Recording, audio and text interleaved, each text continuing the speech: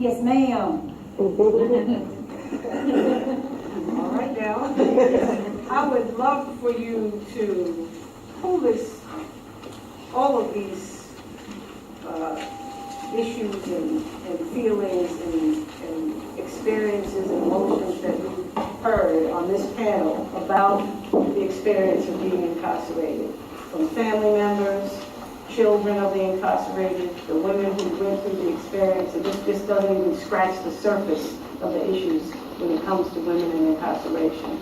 But help us to bring this all together about the connectivity, the family, how everybody really is incarcerated. It would be my honor and delight. First of all, I just want to let you all know that I have the pleasure of sitting in the midst of courageous, strong, enduring, dynamic, and divine sisters up here in the front and in the audience. So I say give everybody up here and in the audience. Sister James, there is no doubt about it that we are in a state of emergency. And that you all have the honor, if you want to call it that, of being in the midst of the belly of the beast. Because if you haven't already heard, then please allow me to share with you that Louisiana has the highest prison population in the whole wide world. I mean, higher than China, higher than Russia, higher than any other place that you can pick out on our planet. Louisiana is the worst, locking up more people per capita than any other place. So it tells us that we have got a severe problem here in our state, not only in our country, but on a whole nother level in our state, because we are approximately, I think the statistics have shown that Louisiana locks up 800 plus per people for every 100,000, and the next place that it is even close to us, I believe it might be Russia, and they're at like 300 people per 100,000. What does that say about us? And if we don't think that all the bad people in the whole wide world live here in this great state, then we have to acknowledge that there is a severe problem here among us. And that the people in this room and on this panel, we have been charged with the power to make that difference. For me, my family and everybody's family is the same resounding tone that you hear over and over again. Family is what helped the African American who is the most impacted by this institution of mass incarceration. It is the same institution of family that helped us make it through what was horrendous, the most horrendous form of slavery known to mankind, which was American slavery.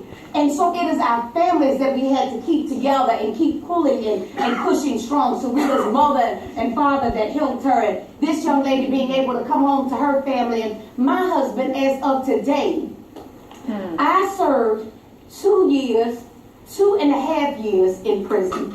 But the district attorney wanted to give me 40 years in a crime that nobody went to the hospital in.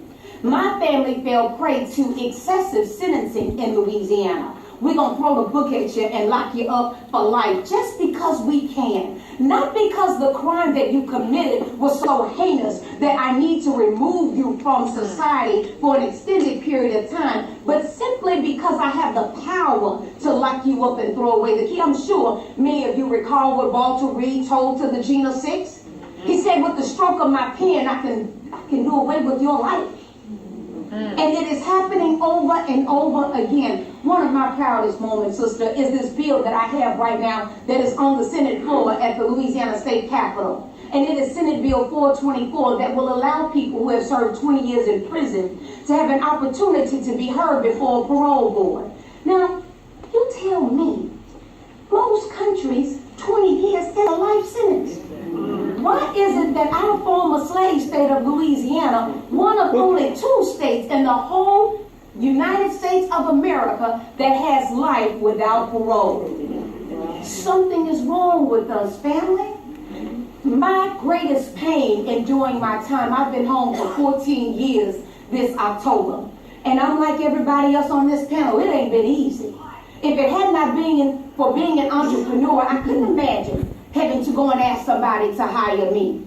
I couldn't imagine having to ask somebody to give me a place to live when I came home from prison, because my criminal background record wouldn't allow them to let me come and take out a lease or allow me to come and work for them as an armed robber. That's my charge. But my children, the 6 boys that my husband and I have together, we made a pact when we caught our charge in 1997. And that pact was, we went into this as a family, and by any means necessary, in honor of Malcolm X and his birthday this week, we're going to come out of it as a family. We have 6 boys, and out of those 6 boys, 2 have graduated from college. The 3rd is in his 3rd year of college.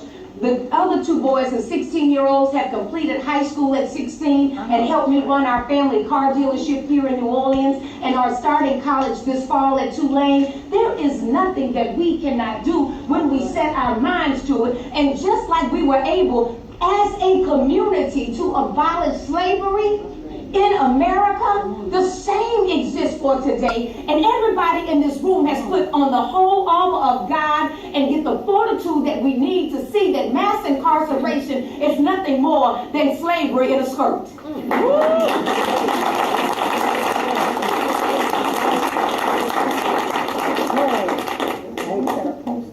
My family. When I was at LCIW, we had this thing called Family Day, where they would let the children come onto the compound and spend the day with their mother. My twin boys, Freedom, wave your hand, my love.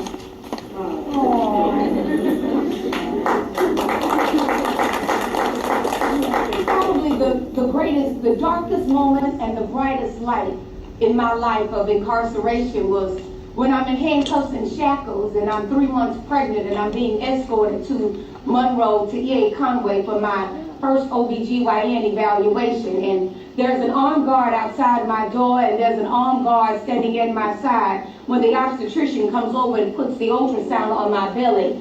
And to her surprise and my amazement, 2 heads pop up on the screen. And in the honor of that darkest experience, because I was facing 297 years at the time, and I knew right then, as Oprah Winfrey said in the movie The Color Purple, I knew there was a guy to give me something so beautiful in such a dark moment. I got twin boys and we named them Freedom and Just Us.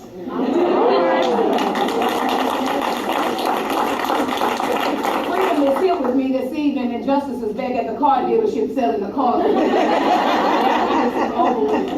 Thank you.